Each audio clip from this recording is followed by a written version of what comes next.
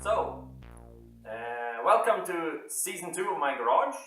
This time we're doing it in English because we have had international viewers who has been complaining. Hello, Gert. This time I bought a really cheap car. I'm not going to be working on the Lancer because time issues and parts. So we're going to work on an old Toyota I bought really cheap because it's terribly broken. So follow me on this journey when we unbrake the car and probably make it a little bit cooler than it was to begin with. So let's see what we have to work with. So what do we have here? We have a 1988 Toyota Camry, front wheel drive, 4-cylinder engine, not much fun. And it's not all that rusty. It's almost 30 years old, which means I don't have to pay tax in Sweden. This is what I have to work with under the bonnet. I'm sorry for the dark picture, but I'm working on it. Standard 4-cylinder engine, 2-liter. We're going to make that thing a little bit bigger. And as you can see, when I started the car, it made horrible noises. It wasn't broken yet, it's just making horrible noises. And if you follow this camera going down inside the engine bay, you will see, if I just turn the lights around a bit, you'll probably notice you can see straight into the engine, because that's what happened when I tried to drive it home. I tore quite a hole in the engine block because a con rod, and that's not the rod who cheats people, that's the one that holds the pistons in place. Well, let's just say it snapped into small, very hard pieces and went straight through the engine block.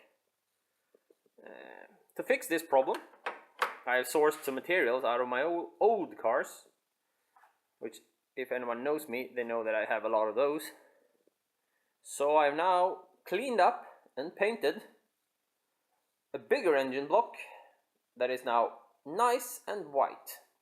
We're gonna get to the switching of the engine blocks in later episodes.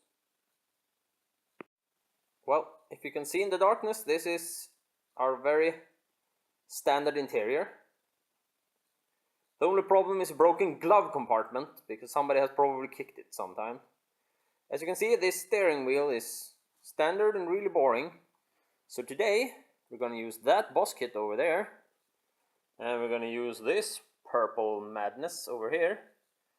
And change steering wheel, because that's a really important thing to do.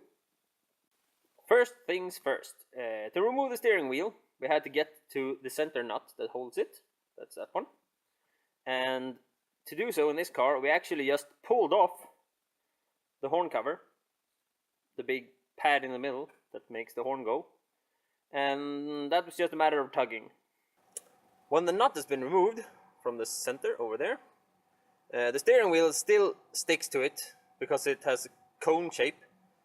So when you lock the nut on the factory, the steering wheel gets caught. It's really stuck. But there's over there and over there, you can actually mount some screws, and I have made this tool which has a welded nut in the middle and place for the 2 nuts on each side. Here you can actually see the tool mounted in place. See if I can move the light. You can see back here the center bolt is pushing on the steering column, but the 2 side bolts are tugging on the steering wheel. Here you can see the new steering hub, and it actually has a marking that says top, and that one, if you've done it correctly, should be pointing straight forward when your wheels are pointing straight forward. It could be a good idea when you switch the steering wheel to notice which way your steering wheel is facing when you remove it. As you can see, the hub is now mounted. The red cable is for the horn, and the marking top now points straight upwards. So hopefully we are not going to have a crooked steering wheel. When your steering wheel is actually in place, make sure you tighten the screws in an, what should we say, uneven pattern. So you can start like with that one, and then you go with that one, and then you go with that one, and then you go with that one, and then you go with that one, and you keep going like that. Because if you tighten them in a circle, the chances are you can get it on crooked.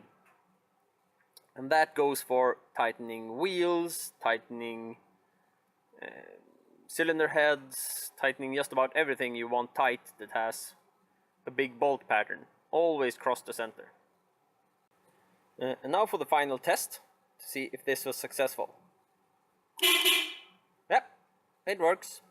And remember, I still have a really broken engine, but I have a fancy steering wheel.